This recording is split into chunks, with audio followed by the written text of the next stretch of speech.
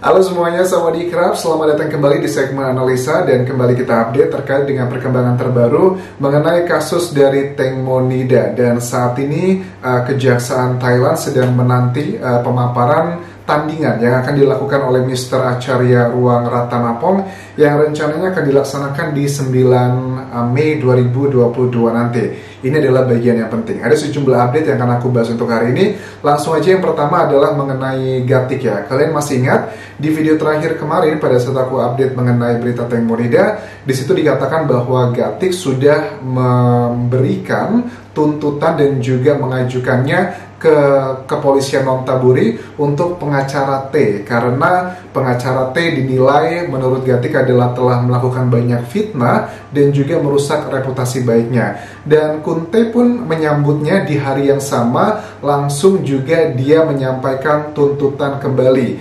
Tuntutannya sih ya ada 7 hal yang dilakukan oleh Kunte. Ini disampaikan di akun Facebooknya.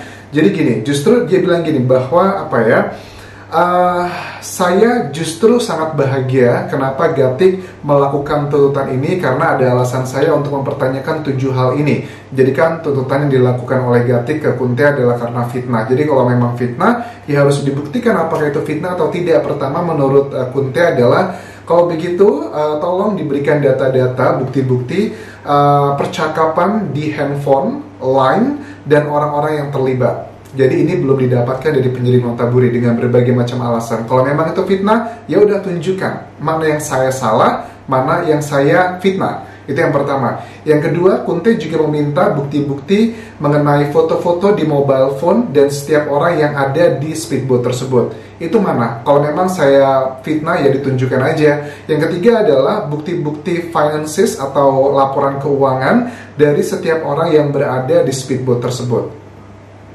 Ini adalah hal yang sulit ya, sepertinya penyidik Nonthaburi kayaknya agak sulit mendapatkan data-data keuangan. Sama sih seperti di Indonesia pada saat kita mau print out buku rekening koran atau buku tabungan ya, itu kan juga harus ada persetujuan dari berbagai level lah, dari level Polres, Polsek, Polda, atau bahkan sampai ke Mabes Polri kalau memang levelnya nasional gitu. Terus juga yang keempat adalah minta forensic autopsy result dari Kementerian Keadilan. Ini adalah berhubungan dengan data-data pada saat si Gatik dilakukan pemeriksaan pertama kali di BAP.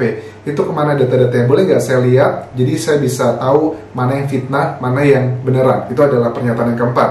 Yang kelima adalah result of all evidence proving the police. Jadi dia meminta semua barang bukti yang telah diserahkan ke penyidik Nonthaburi. Coba kan selama ini memang kita harus mengakui bahwa tidak semua data-data yang telah disampaikan oleh kelima saksi ke penyidik Nonthaburi itu dipaparkan ke media massa. Jadi kalau menurut Gatik ada bagian yang fitnah, ya sudah, mana yang fitnah coba ditunjukkan data sebenarnya seperti apa. Jangan cuma ngomong fitnah-fitnah aja, karena nanti pada saat seandainya juga sama ya, pada saat ini laporan diterima sama penyidik, kemudian dilimpahkan ke kejaksaan untuk kasusnya yang baru ini ya, tentang pasal fitnah gitu, itu kan juga harus ada pembuktian. Memang kalau seandainya bahwa misalkan bahwa apa yang dikatakan Kunte, oh si Gatik itu ternyata foto bersama Tengmo di jam 8 malam itu. Nah cuman kalau mau membuktikan saat dia fitnah, ya harus ditunjukkan, oh ternyata rekaman di handphonenya bukan jam 8 malam tapi jam 10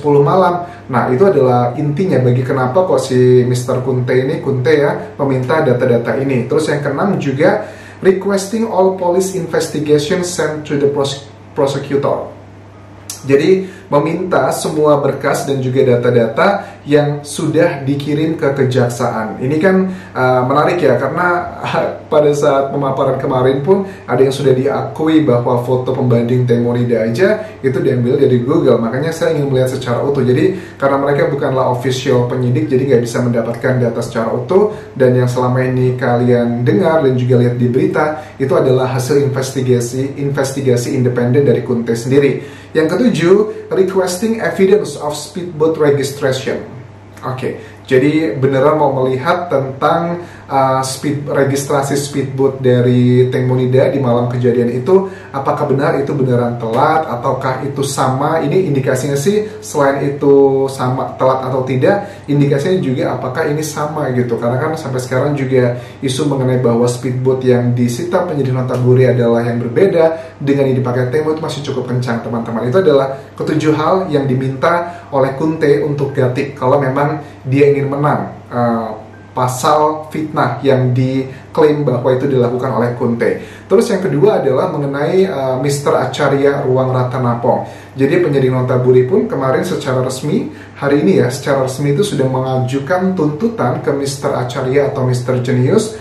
Pasalnya adalah fitnah dan rusak citra baik kepolisian Nonthaburi.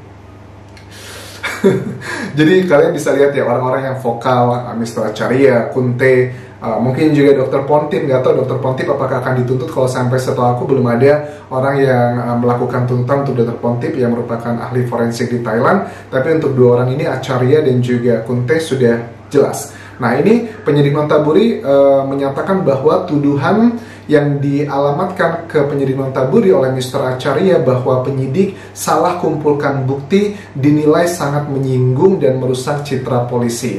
Oke, menurut aku kenapa kalau memang yang dikatakan si Acharya itu salah, menyinggung, ya kenapa nggak diklarifikasi aja? Atau kalau lihat dari jejak digital misalnya mengenai foto yang merupakan diambil dari Google, itu kan juga salah satu hal yang dikritisi oleh Mr. Acharya. Kemudian ternyata beberapa hari kemudian penyidik Nonthaburi mengakui dan meminta maaf, tapi katanya dengan foto tersebut yang diambil dari Google tidak merubah esensi dari pemaparan tersebut. Itu kan satu hal aja gitu. Terus juga mengenai ada beberapa hal kalau dibilangnya adalah fitnah dan juga merusak citra baik kepolisian, misalnya mengenai darah kan ya, darah yang ditemukan di area V-nya Tank Monida itu kan belum ada klarifikasi. Terus juga perdebatan mengenai luka baling-baling, itu kan juga sampai sekarang pun ahli forensik pun sangat yakin bahwa itu tidak mungkin penyebabnya karena baling-baling, karena dengan tipikal luka seperti itu kalau baling-baling harusnya tidak lurus rata dan akan terjadi kayak memar-memar di ujung-ujung lukanya, karena itu kan agak sedikit tumpul juga ya baling-balingnya. Kemudian juga saksi tak mau cek darah dan DNA ini tercatat di saksi Sam, terus juga Por dan juga Robert ya. Bahkan sampai sekarang pun Sam masih belum diperiksa tentang cek untuk rambutnya ya, apakah dia untuk hubungannya dengan drugs, obat-obatan. Terus juga pengumpulan barang bukti ini juga kan masih belum ada keterangannya bagaimana kok ada beberapa barang bukti yang tidak masuk akal. Misalnya kok ditemukan ada rambut Tank Monida di ujung speedboat setelah 4 kali pemeriksaan. Kenapa nggak 1, 2, 3 nggak ditemukan? Dan kenapa hanya rambutnya Tank Monida? Kan yang punya rambut nggak cuma Tank di speedboat pada malam 24 Februari tersebut.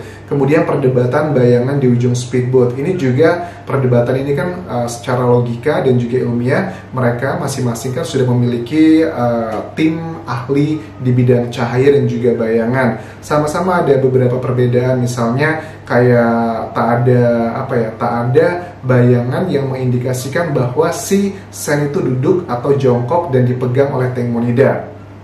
Menurut tim Acharya itu tidak ada bayangan seperti itu, tapi kok kenapa penyidik Nonthaburi bisa menyimpulkan seperti itu? Kalaupun itu pun juga ada, apakah itu menjadi konfirmasi dan juga jawaban bahwa Tengmo memang benaran karena kecelakaan, bukan karena ada indikasi pembunuhan? Kan nggak menjawab pertanyaan itu. Terus juga mengenai bahwa Tengmo itu mau buang air kecil pada saat mau jatuh, itu kan juga tidak ada CCTV yang menunjukkan explicitly seperti itu. Terus juga tidak ada sidik jari di pahanya Tengmo, jadi di pahanya Sen. Jadi itu nggak ada alat bukti yang kuat yang mendukung bahwa si Sen alibinya adalah benar. Kemudian juga mengenai luka dari 22 di otopsi kedua, kemudian di pemaparan tanggal 26 April kemarin itu ternyata tambah 4 lukanya menjadi 26. Apakah ini sebuah kekeliruan, hal yang wajar, ataukah karena memang ada manipulasi yang dilakukan penyidik Nonthaburi? Kalau kena baling-baling kan banyak bagian tubuhnya akan terkena juga, apakah itu bagiannya?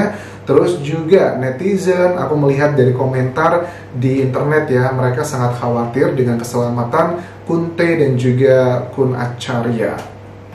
Jadi itu yang bisa aku update untuk berita hari ini mengenai perkembangan kasus Teng Monida. Dan ya ini masih terus seru ya perdebatan di Thailand tentang hal-hal yang barang bukti, kemudian juga alat bukti sih, lebih ke situ semua.